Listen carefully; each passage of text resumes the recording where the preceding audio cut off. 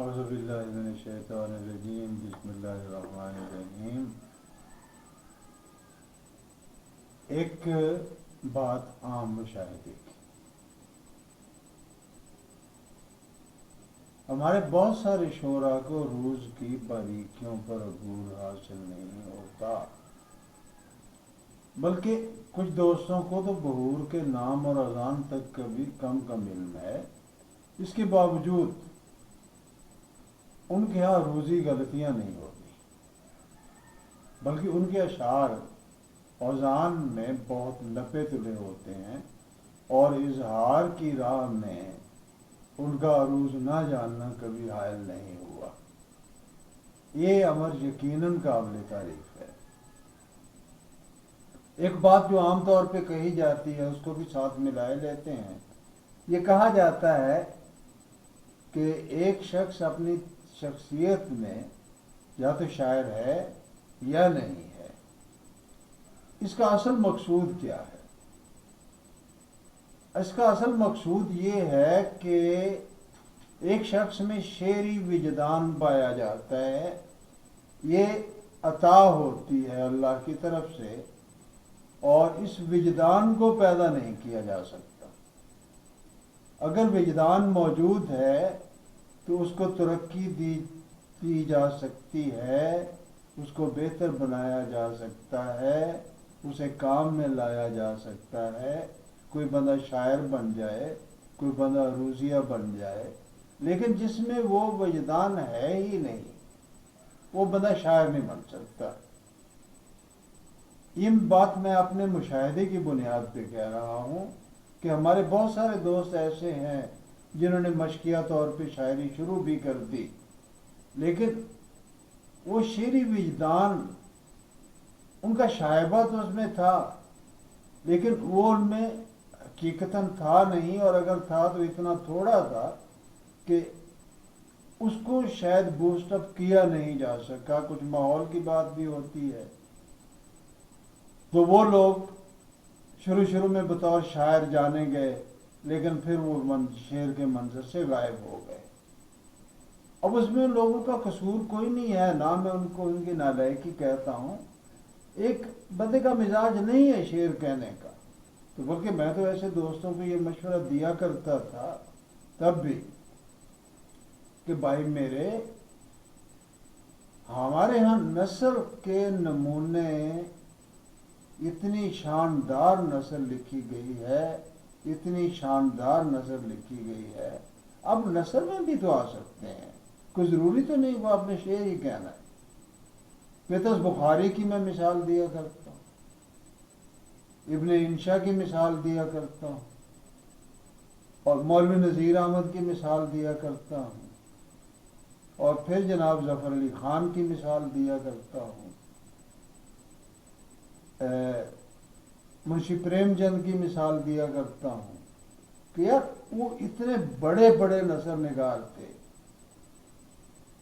ملا وجی بہت بڑا نثر نگار تھا، اس میں کوئی شبہ نہیں، لیکن ملا وجی کے ساتھ یہ ہوا کہ ہماری اردو بدلتے بدلتے بدلتے بدلتے یہاں تک بدل گئی کہ اب ملا وجی والی اردو ہمیں اردو لگتی ہی نہیں ہے۔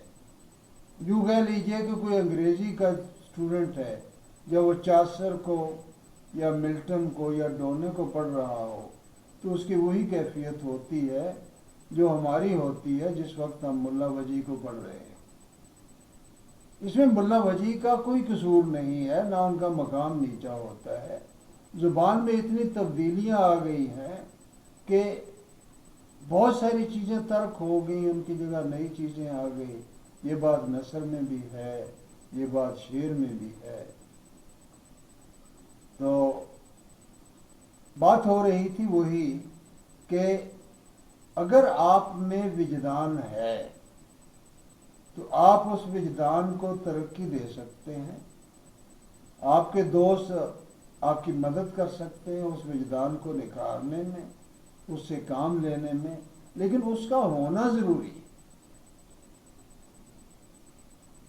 اب ساتھ ساتھ قواعد کی بات کرتے چلے آہستہ آہستہ، تاکہ وہ مانوس ہوتے جائیں، ایک دم ایسا نہ ہو کہ بہت ساری اجنبی چیزیں جو ہے وہ جناب ایک دم آ کے تو پتہ نہیں کہاں سے پھینک دیا، لا کے ڈھیر لگا دیا۔ ابھی تک ہم نے جتنی گفتگو کی اس میں یہ الفاظ نہیں آئے۔ یہ 3 لفظ خاص طور پہ نوٹ کر لیجئے کہ کسر کیا ہے، حذف کیا ہے، تسکین کسے کہتے ہیں، تحریک کسے کہتے ہیں۔ دیکھیے ہم نے مصرے سنتے ہیں، مثالیں آگے آئیں گی۔ پہلا مصرع ایک حرف کے برابر کم ہوتا ہے دوسرے مصرے سے، تو اس کو کہتے ہیں کہ یہ کسر ہو گیا ہے۔ یہاں قاف بڑا، صاد اور رے، کسر کا مطلب کہلا، اس کو قلعے میں بند کر دیا گیا۔ اگر پہلا مصرع 2 حرکات کے برابر یا 2 حرفوں کے برابر کم ہو جائے تو وہ حذف ہے۔ کسر برا نہیں لگتا، حذف برا لگتا ہے۔ اور یہ دونوں چیزیں جو ہیں، بلکہ ساتھ 2 چیزیں اور ہیں، ان کو شعر کہنے کی اور بحر اخذ کرنے کے لیے ٹیکنیک کے طور پر بھی استعمال کیا جاتا ہے۔ جب وہاں استعمال ہوں گے تو وہاں کسی بحر میں کسر کیا ہوگا، کسی بحر میں حذف کیا ہوگا، تو وہ کسر اور حذف جو ہے وہ پورے اشعار میں چونکہ پایا جائے گا، لہذا وہاں شعر وزن سے خارج نہیں ہوتے۔ دوسری چیز ہے تحریک اور تسکین۔ پیچھے بھی مثالیں گزر گئی ہیں، میں نے وہاں بیان بھی کر دیا تھا کہ ایک مصرے میں ایک متحرک حرف آ رہا ہے، دوسرے میں اس کے برابر ساکن حرف آ رہا ہے، یعنی فا اور فا، تو اس کو ہم تسکین کہتے ہیں کہ وہ متحرک کو ساکن کر دیا گیا، یہ تسکین ہے۔ یا یہ ہے کہ ایک مصرے میں وہ ساکن آ رہا ہے، دوسرے مصرے میں تحریک آ رہی ہے، اس کی وہ حرکت میں ہے۔ اس کی بھی مثالیں پچھلی گفتگو میں ہو چکی ہیں۔ تو اس کو کہتے ہیں تحریک، یعنی حرکت دینا۔ یہ تحریک کے معنی وہی ہے جو عام طور پہ ہماری زندگی میں استعمال ہوتے ہیں۔ تو یہ جو چاروں چیزیں ہیں، کسر ہے، حذف ہے، تحریک ہے، تسکین ہے، یہ اپنی جگہ ٹیکنیک بھی ہے اور اپنی جگہ یہ زحافات کے ند میں بھی آتے ہیں۔ زحاف کیا ہے؟ زحاف یہ ہے کہ جب ہم اپنی اصل سے تھوڑا سا ہٹ جائیں، یعنی بالکل ہی راستہ الگ نہ ہو جائے، اپنے راستے سے تھوڑا سا ہٹ جائیں تو وہ زحاف ہے۔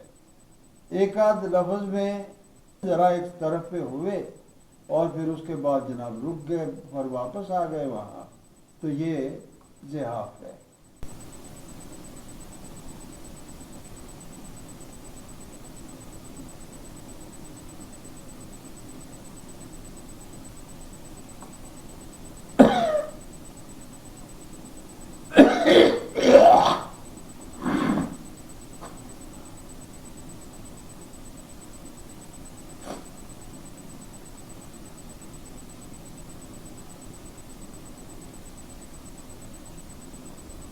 تو میں کہہ رہا تھا